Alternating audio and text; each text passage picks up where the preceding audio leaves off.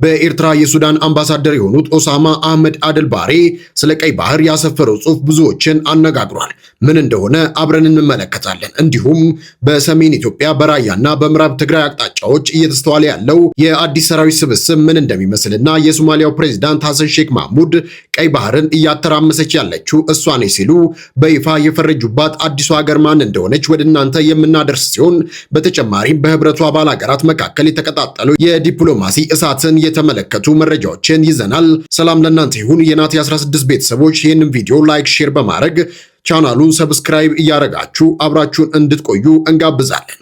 ወደ ዝርዝር መረጃዎቹ ተሸጋገርን። የቀይ ባህርና የአፍሪካ ቀንድ ውጥረት በየዕለቱ አዳዲስ ቅርጾችን እየያዘ ባለበት በዚህ ወቅት በኤርትራ የሱዳን አምባሳደር የሆኑት ኦሳማ አህመድ አደል ባሬ የወረወሩት የጽሑፍ ቦምብ የብዙዎችን አቅጣጫ እንዲያስት አድርጓል። አምባሳደሩ በሱዳን ሆራይዝን ጋዜጣ ላይ ባስነበቡት ረዘም ያለ ጽሑፍ የሱዳንና የኤርትራ ቅኝት ለአካባቢው መረጋጋትና የኃይል ሚዛን መጠበቅ መተኪያ የሌለው መሰረት እንደሆነ አድርገው አቅርበውታል። አምባሳደሩ ኦሳማ ባስነበቡት ጽሑፍ ላይ እንደተነተኑት የቀይ ባህር ቀጠና በአሁኑ ወቅት እጅግ አስከፊና ፈጣን አደገኛ በሚባል ጂኦፖለቲካዊ ለውጥ ውስጥ ይገኛል። የመርከብ ጉዞ ደህንነት፣ የአቅርቦት ሰንሰለት መበታተን፣ የነዳጅና የባህር ሀብት ፉክክር ቀጠናውን የሀያላን አይን ያረፈበት የጦር ሜዳ አድርጎታል። ከዚህ አኳያ ሁለቱ ሀገራት የያዙትን አቋም አምባሳደሩ ሲያብራሩ ሱዳን በረጅም የባህር ዳርቻዋ ሰሜን አፍሪካን ከምስራቅና መካከለኛው የአፍሪካ ጋር የምታገናኝ ድልድይ መሆኗን፣ በተጨማሪም ሰፊ የግብርና የውሃና የማዕድን ሀብት ያላት የልማት ሞተር መሆኗን ገልጸዋል። አክለውም የሱዳንና ኤርትራ ስትራቴጂካዊ አጋርነት የቀጠናውን የኃይል ሚዛን ለማስጠበቅ ትልቅ መሰረት ነው በማለት ኢኮኖሚያዊና ፖለቲካዊ ውህደት ለመፍጠር ወሳኝ ምሰሶዎች መሆኑን አምባሳደር ኦሳማ አህመድ አደል ባሬ ገልጸዋል። የአምባሳደሩ ጽሑፍ የሁለቱን ሀገራት አጋርነት ተስፋ ሰጪ አድርጎ ቢስለውም የአካባቢው የፖለቲካ ተከታታዮች ግን ነገሩን በፍጹም ጥርጣሬ ነው የሚያዩት። ሱዳን በአሁኑ ወቅት በገጠማት የውስጥ ውጊያና የፖለቲካ ቀውስ ምክንያት የራሷን ዘላቂ ሰላም ማረጋገጥ ባልቻለችበት ሁኔታ እንዴት ሆና ነው የቀጠናው የልማትና የመረጋጋት ሞተር ልትሆን የምትችለው የሚለው ጥያቄ የብዙዎች ጥያቄ ነው። አስመራና ካርቱም የተቀራረቡት በቀይ ባህር ዙሪያ ካላቸው የጋራ ስጋትና በዙሪያቸው ካሉ ጎረቤቶች ከሚሰነዘርባቸው ጫና ለመከላከል እንጂ እውነትም ለተጨባ የኢኮኖሚ ውህደት ነው ለማለት ያስቸግራል። በአካባቢው ሀገራት መካከል የሚደረግ የኃይል ሚዛን ፍልሚያ ሳይቋጭ በሀገር ውስጥ በኩል ያለው የሰሜን ኢትዮጵያ ጉዳይም አሳሳቢ ወደሆነ ደረጃ ላይ ደርሷል። የሰሜን ኢትዮጵያ ጉዳይ ዳግም ትኩረት ሳቢ ወደሆነ አዲስ ውጥረት ውስጥ መግባቱን የሚያሳዩ መረጃዎች አሁንም እየወጡ ነው። መረጃዎቹ እንደሚያመላክቱት የጦር መሳሪያዎች እንቅስቃሴና የሰራዊት ዳግም ስብስብ በሰሜኑ አካባቢ በስፋት እየተስተዋለ ይገኛል። በተለይም በራያና በምዕራብ ትግራይ አቅጣጫዎች የጦር መሳሪያዎች ዝውውር መኖሩ እና አዳዲስ የተኩስ ልውውጦች መከሰታቸው ተገልጿል። ይህንን ተከትሎ ከተለያዩ የወገን አካላትና የፖለቲካ ተሳታፊዎች የሚሰጡ መግለጫዎችና የተዛመዱ ተቃራኒ ትረካዎች እየተበራከቱ መጥተዋል።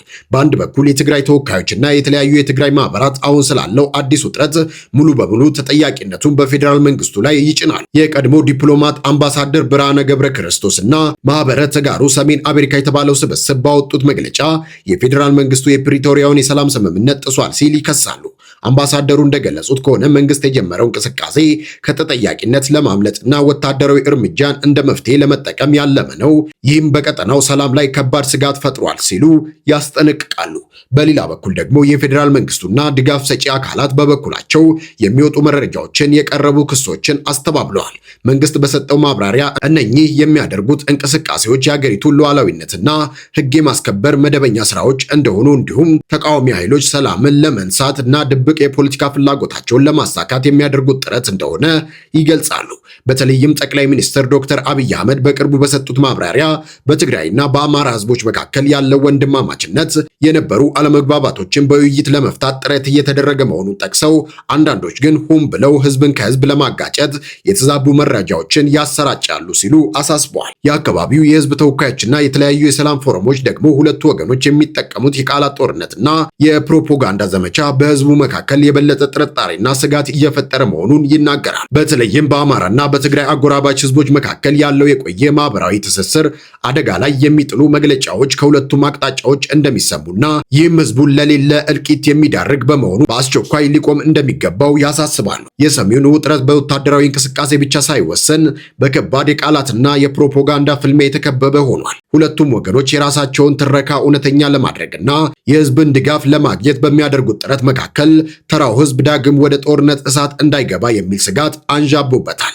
ዓለም አቀፉ ማህበረሰብ ሁለቱ ወገኖች ወደ ውይይት ጠረጴዛ ተመልሰው የፕሪቶሪያውን ስምምነት ሙሉ በሙሉ እንዲተገብሩ ጥሪ ማቅረባቸውን ቀጥለዋል።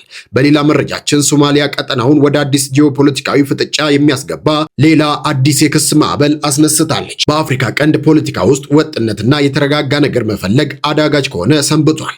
በቀጠናው ሁሌም አዲስ ድራማና ጂኦፖለቲካዊ ፍጥጫ አይታጣም። የሶማሊያው ፕሬዝዳንት ሐሰን ሼክ ማህሙድ የእስራኤል ስም በኃይል በመጥራት አዲስ የፖለቲካ ትኩሳት ለኩሰዋል።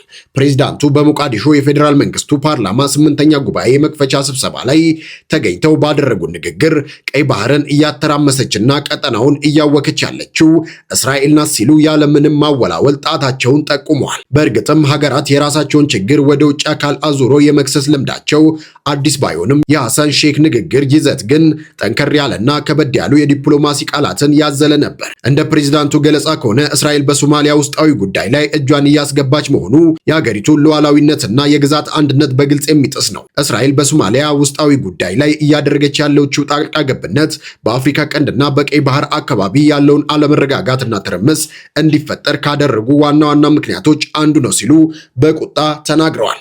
የሐሰን ሼክ መንግስት ለዚህ ሁሉ ድምፅ ከፍ አድርጎ ለመጮ ያስገደደው ዋናው ምክንያት እስራኤል ሶማሌላንድ ለምትባለውና ከሶማሊያ ተገንጥላ ራሷን ችላ የምታስተዳድረው ቀጠና እውቅና በመስጠቷ የተፈጠረ እንደሆነ ይነገራል። ሞቃዲሾ ሶማሌላንድ አሁንም የኔ አካል ናት ብላ በጽኑ በምታምነው አቋሟ ላይ የውጭ ኃይሎች እጃቸውን ሲዘረጉ ነገሩ እንደ እሾህ መዋጋቱ የሚጠበቅ ነገር ነው። የሶማሊያ ዋና ፈተና የውጭ ጣልቃ ገብነት ብቻ ነው ማለት የችግሩን ግማሽ አካል ደብቆ ማለፍ ይሆናል።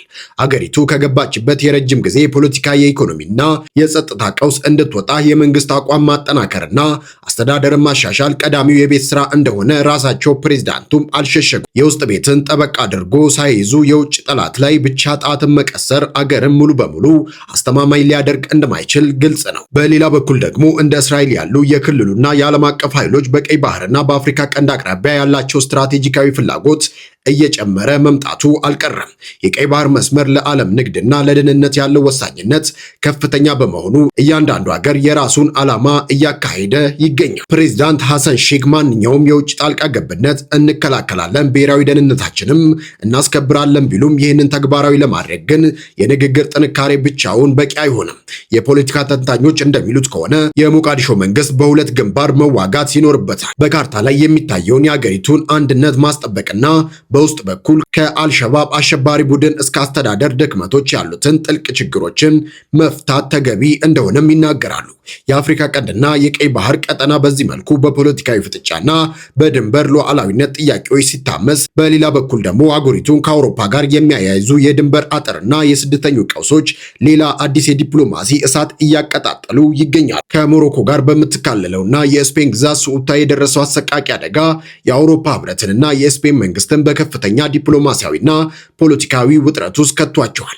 የ72 ሰዎች ህይወት ማለፉን ተከትሎ የተከሰተው ይህ ቀውስ የአገሪቱን የድንበር ፖሊሲና የአብሮነት መርሆች አጠያያቂ አድርጎታል። በ10 ሺዎች የሚቆጠሩ ስደተኞች በአንድ ጊዜ አጠርጥሰውና የባህር ወሰኑን ዋኝተው ለመግባት ያደረጉት ጥረት በስፔን ታሪክ አዲስ ምዕራፍ ከፍቷል።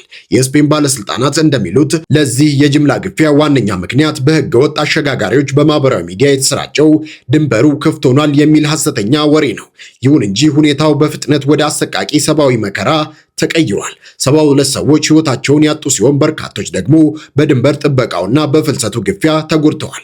የስፔን ጦርና ፖሊሲን በሱኡታ ጎዳናዎችና በባህሩ ዳርቻ ላይ ቁጥጥራቸውን በከፍተኛ ሁኔታ አጠናክረዋል። በተጨማሪም ወደ 48300 የሚጠጉ ሰዎች በምግብና የውሃ እጥረት እንዲሁም በዝርፊያና አመጽ ምክንያት በፈቃደኝነትም ይሁን በግዴታ ወደ ሞሮኮ ተመልሰዋል። ይህ ክስተት የድንበር ቀውስ ብቻ ሆኖ አላበቃም። በአውሮፓ ህብረት አባል ሀገራት መካከል የቆየውን የስደት ፖሊሲ ልዩነት አጉልቶ አውጥቶታል። የስፔን ጠቅላይ ሚኒስትር ፔድሮ ሳንቼዝ መንግስታቸው በ48 ሰዓታት ውስጥ ድንበሩን ሙሉ በሙሉ በቁጥጥር ስር መዋሉን እና ሰፊ የሰብአዊ እርዳታ ማቅረቡን ተናግረዋል። ሳንቼዝ ለአውሮፓ አመራሮች በላኩት ደብዳቤ ውስጥ የሸንገን ድንበር ቁጥጥር እንዲደረግ የጠየቁትን ሀገራት በጽኑ ኮንነዋል። የአንዳንድ አውሮፓ ዋና ከተሞች ምላሽ በጭፍን ጥላቻ፣ በሐሰት ዜናና በፖለቲካዊ ፍላጎት የተሞላ ነው። ይህም ከአውሮፓ ህግና አብሮነት መሪዎች ጋር ይቃረናል ሲሉ ሳንቼዝ ገልጸዋል። በሌላ በኩል እንደ ጣሊያን፣ ዴንማርክ፣ ጀርመን እና ፖላንድ ያሉ 22 አባል ሀገራት የመሩት ቡድን ፍጹም የተለያየ ስጋት አላቸው። የጣሊያኗ ጆርጂያ ሜሎኒ እና የዴንማርኳ ሜቴ ፍሬድሪክሰን በጻፉት ደብዳቤ ከቁጥጥር ውጪ የሆኑ የጅምላ መሸጋገሪያዎች የህብረቱን የጥገኝነት ስርዓት አደጋ ላይ እንደሚጥሉ አሳስበዋል። እነዚህ ሀገራት የስፔን ፍርድ ቤት በቅርቡ ያሳለፋቸው ውሳኔዎች ለስደተኞች ሳቢ ሁኔታን ፈጥሯል ሲሉ ይተቻሉ። የውስጥ ድንበር ቁጥጥርን በመጣል የህዝብ ስርዓት ለመጠበቅ ዝግጁ መሆናቸውን ገልጸዋል። ለዛሬ ያዘጋጀንላችሁ የዜና መረጃዎቻችን እነኝን ይመስሉ ነበረ።